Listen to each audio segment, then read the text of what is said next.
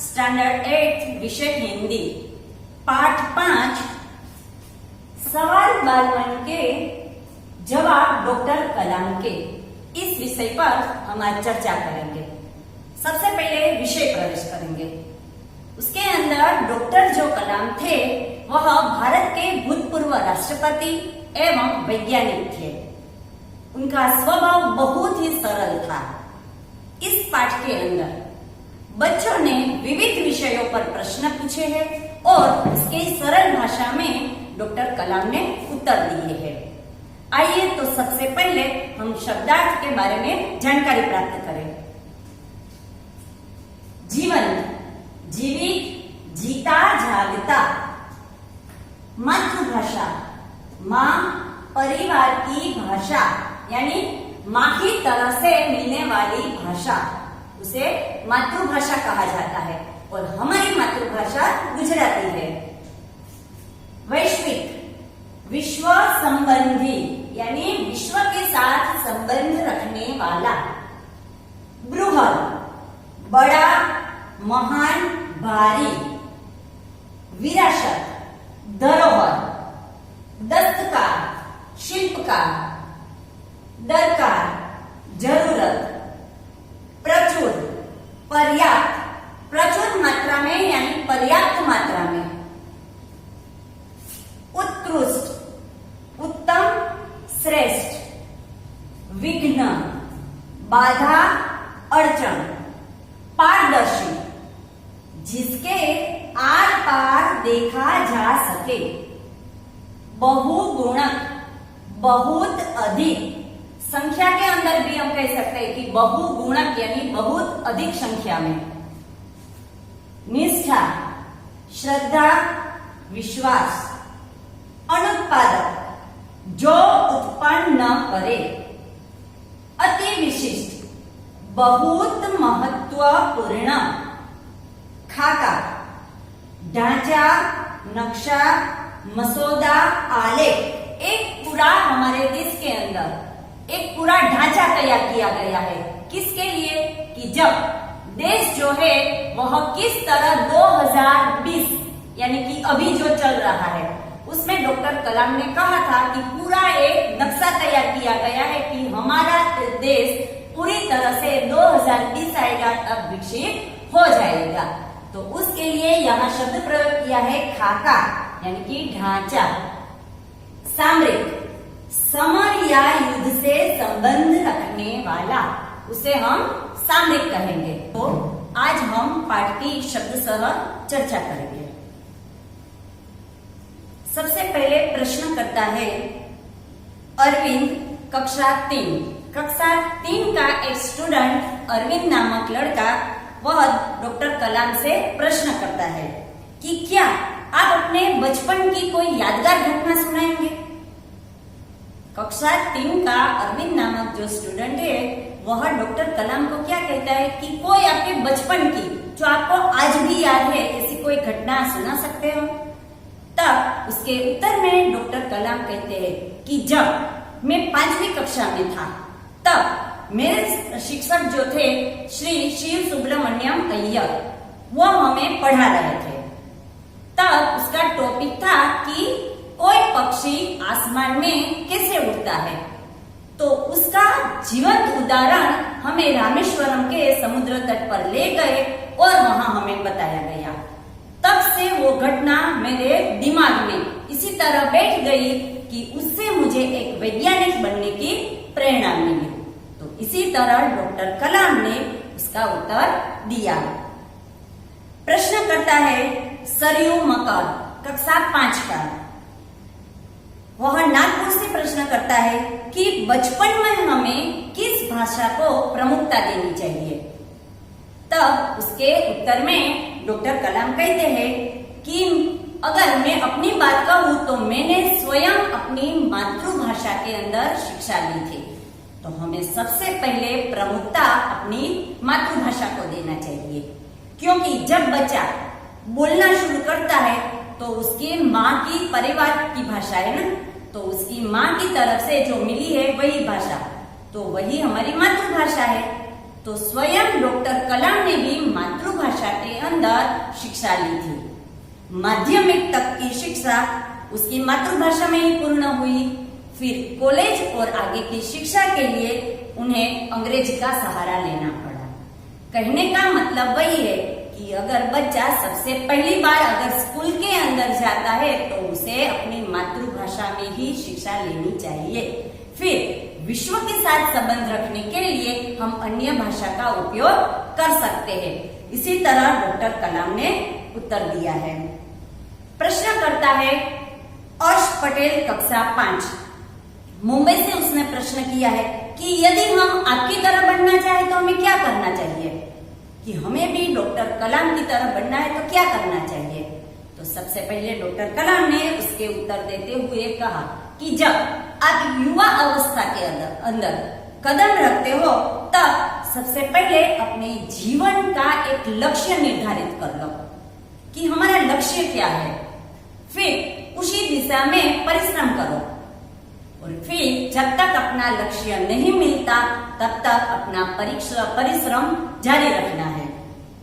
साथ में कहने का वही अर्थ है कि जी तोड़ मेहनत करो।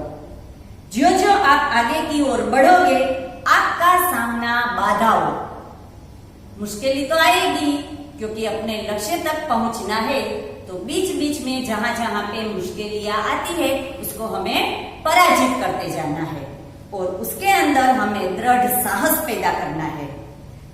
पहले यह जरूरी है कि आप निरंतर ज्ञान अर्जित कर लो।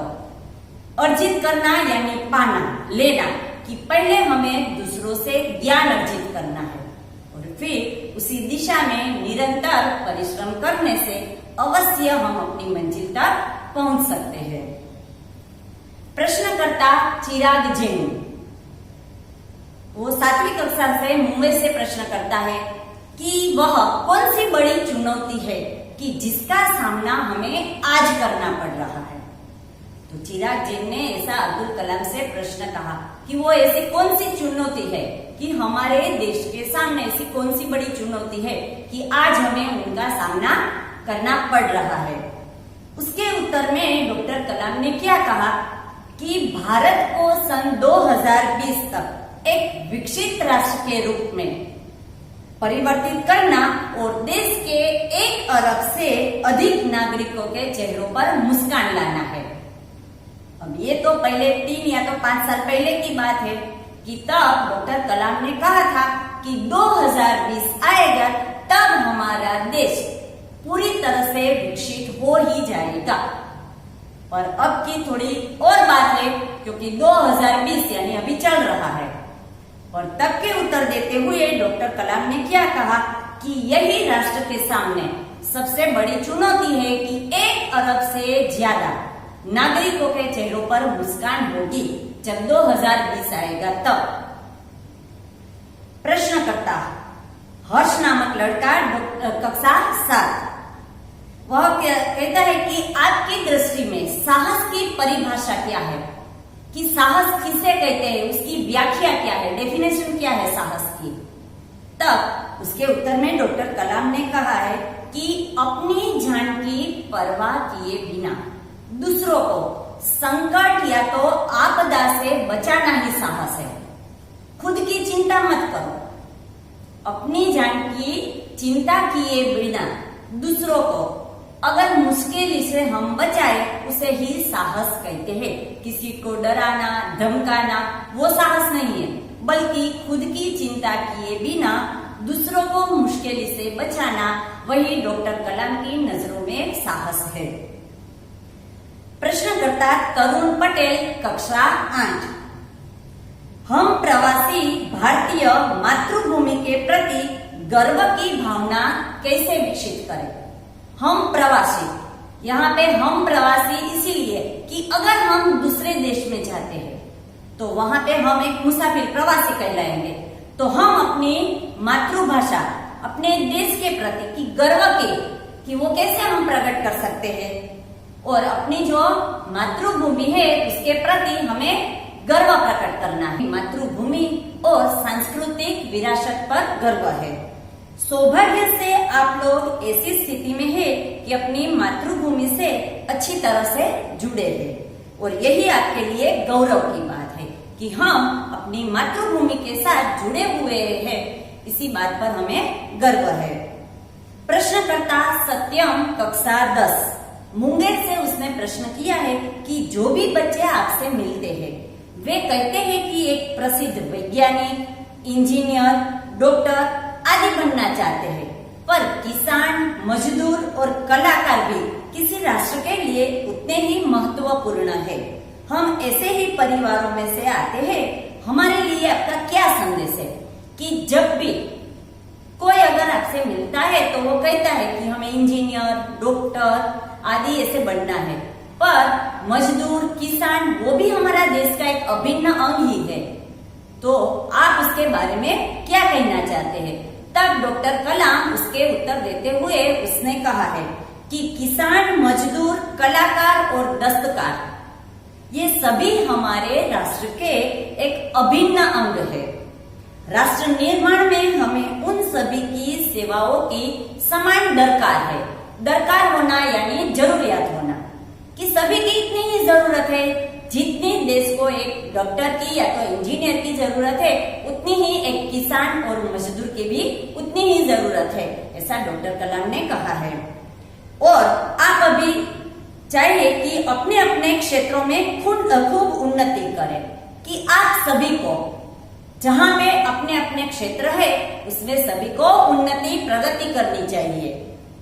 कि भले ही आप देश के किसान हो या मजदूर हो, सभी लोग अपने अपने देश के लिए महत्वपूर्ण एक अंग ही है, कि सभी लोग की समान जरूरियात है। कहने का मतलब वही है। आगे देखिए, रोहित चतुर्वेदी, कक्षा 11वीं, इटावा से उसने प्रश्न किया कि आप कहते हैं कि भारत 2020 तक एक विकसित राष्ट्र बन पाएगा। निरंतर बढ़ती संख्या और बेरोजगारी इसे संभव होने देगी? कि आप कहते हो कि जब 2020 आएगा तब हमारा जो देश है एक विकसित राष्ट्र बन जाएगा, पर ये दिन ब दिन निरंतर ये जो जनसंख्या बढ़ती जा रही है तो वो उसे पूरा संभव होने देगा? तब उसका उत्तर देते हुए डॉक्टर कलाम ने कहा कि विकास स्वयं जनसंख्या वृद्धि को रोकने की एक अचूक औषधि है। इसमें जन शिक्षा, विशेषकर स्त्री शिक्षा की बात से मिलित है कि सबसे पहले जो अभी भी अनपढ़ गांव के अंदर जो स्त्रियां है वह अनपढ़ है, तो सबसे पहले उनको शिक्षा देनी चाहिए और इससे छोटा परिवार, सुखी परिवार, उसको मान्यता को बल मिलेगी। साथ में भारत 2020 का मिशन यहाँ की युवाओं और रोजगार के पर्याप्त अवसर सुलभ करवाएंगे। कहने का मतलब कि जहाँ पे गांव के अंदर उसको अभी भी सुविधाएं जिसको नहीं मिल रही है उनको पर्याप्त प्रचुर मात्रा में उनको सुविधाएं दी जाए। ग्रामीण क्षेत्रों में बड़ी संख्या में उद्योग धंधे स्थापित किए जाएंगे और खास करके गांव के अंदर जहां पे मिल कारखाने नहीं होते वहां पे ऐसे उद्योग धंधे स्थापित किए जाए, जिससे उन क्षेत्रों में रोजगार के प्रचुर अवसर पैदा होंगे और ज्यादा से ज्यादा उनके अंदर वहां पे मजदूर काम करके अपना परिवार, अपना गुजरान चला सके। ऐसी सुविधाएं वहां गांव के अंदर की जाए। अर्श मेहता, कक्षा 12वीं, बड़ौदा से उसने प्रश्न किया कि आपको ऐसा क्यों लगता है कि 2020 तक भारत विकसित राष्ट्र बन ही जाएगा? कि आप चैलेंज, चुनौती के साथ कैसे कह सकते हो? डॉक्टर कलाम कहते हैं कि भारत की जनसंख्या 1 अरब से अधिक है। उनमें से 54 करोड़ लोग 25 वर्ष से कम आयु के हैं। ये हमारी राष्ट्रीय शक्ति है। जो युवा है वह हमारी राष्ट्रीय शक्ति है, क्योंकि उसकी उम्र 25 साल के से भी कम है। फिर भारत को 2020 तक विकसित राष्ट्र में परिवर्तित करने के लिए हमारे पास प्रचुर प्राकृतिक संसाधनों के साथ ही सुनियोजित खाका भी उपलब्ध उपलब्ध है, यानी कि पूरी तरह से एक ढांचा तैयार किया गया है, एक नक्शा है हमारे पास। 54 करोड़ युवाओं के विचारों की एकता निश्चित ही इसे विकसित राष्ट्र के रूप में परिवर्तित करने में सफल होगी। कि हमारे पास खाका तैयार किया गया है और 25 वर्ष के कि जिसकी आयु 25 वर्ष से कम है, तो ऐसे युवा है वो हमारी राष्ट्रीय शक्ति है।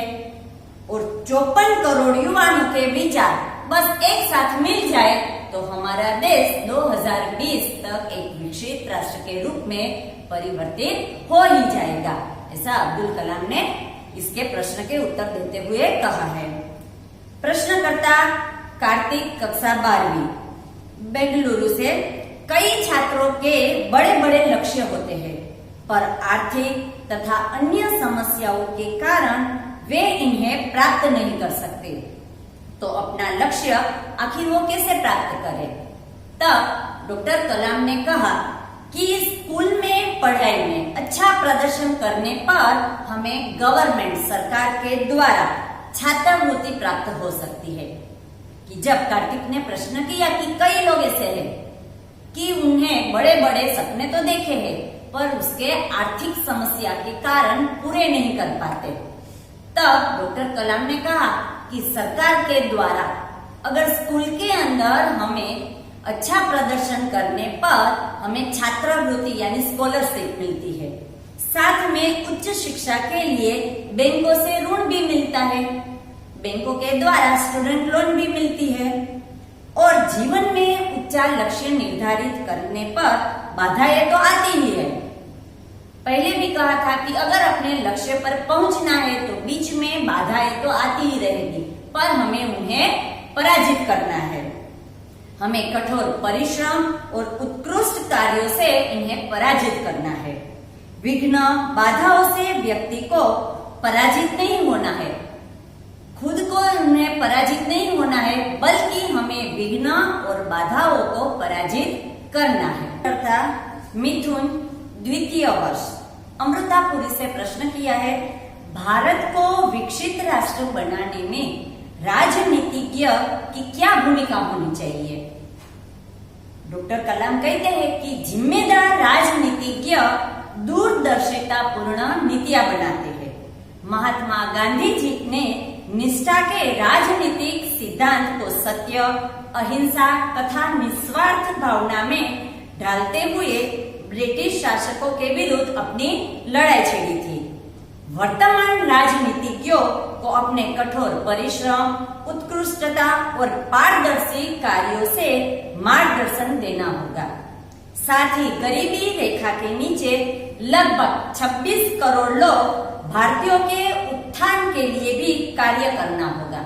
कि अभी वर्तमान स्थिति को ध्यान में रखते हुए जो 26 करोड़ लोग भारतीय यानी कि हमारे देश के अंदर अभी भी गरीबी रेखा के नीचे जी रहे हैं, तो उन लोगों को ऐसा कोई कार्य काम देना चाहिए कि जिससे हमारा देश आगे विकसित हो और उन जो गरीब है वह गरीबी में से बाहर निकले।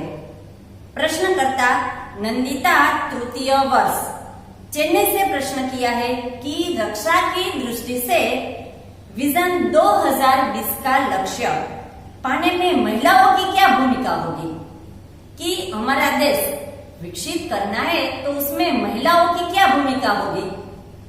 विजन 2020 में रक्षा अनुप्रयोग के क्षेत्र की महत्वपूर्ण प्रौद्योगिकी के विकास पर विचार किया गया है। राष्ट्रीय सुरक्षा की बात विजन 2020 का एक अभिन्न अंग है।